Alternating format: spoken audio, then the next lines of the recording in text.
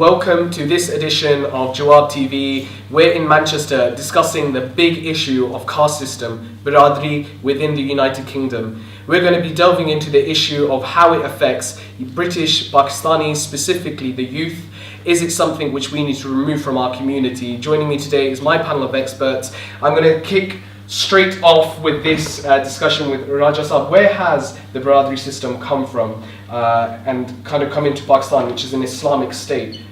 There is no caste system in an Islamic moral system. You know, if we go on the Biradiri system, the first thing we do, we are denouncing Islam.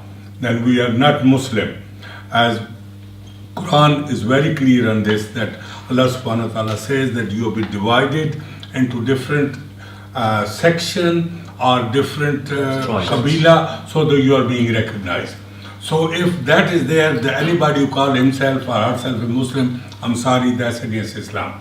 That over here in UK, we have developed Biradirism. There is Ibrahim Biradiri, there is Sayyid Biradiri, there's Malik Biradiri, Jat Biradiri, and so on. Only people who are lacking is the Rajput, and they can't get together. I'm from, my background, I was born in Scotland, and in the businesses there, like the family businesses, they're all run on the Biradiri, and that's how the businesses have been successful. So it is a positive, but a negative way that I've seen is, especially in Manchester, you go to somebody's house and you don't feel part of it. You feel threatened because you're not from the same caste, and their dad's looking at you in a certain way, and you know it gets a bit weird.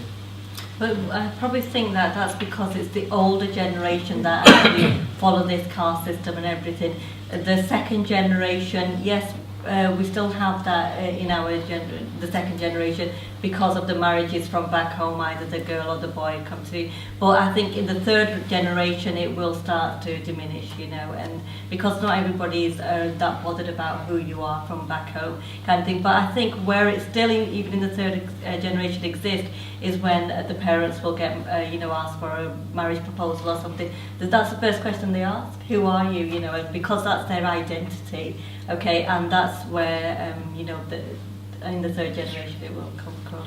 I think going back to the first question, which was, how did it start off? It started off well because people came from villages together. They looked after each other. It's like watching each other's back, living together, eating together, being there for one another. That's what it meant in those times.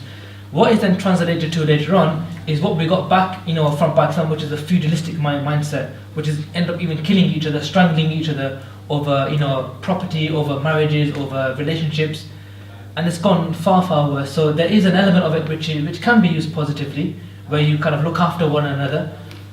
One example of that is when you go to marriages, that we take money with ourselves. So when we get to the front, we give money to the family. How did that start off? Back home in Pakistan, people were very poor. So what people used to do is, within their own Biradiri, within their own families, they used to get their money and say, look, these couple, this is going to be their future. So they got a few, whatever, 1,000 rupees, whatever it's going to be, they can start off a future together. They would help one another to set off a marriage on the right foot. Unfortunately now, it's gone the reverse way, where we talked about earlier on, you can't get married to that person because he and she are from separate Biradiris. No way. No, it's not going to happen, over my dead body, or the emotional blackmail that we get after that. That is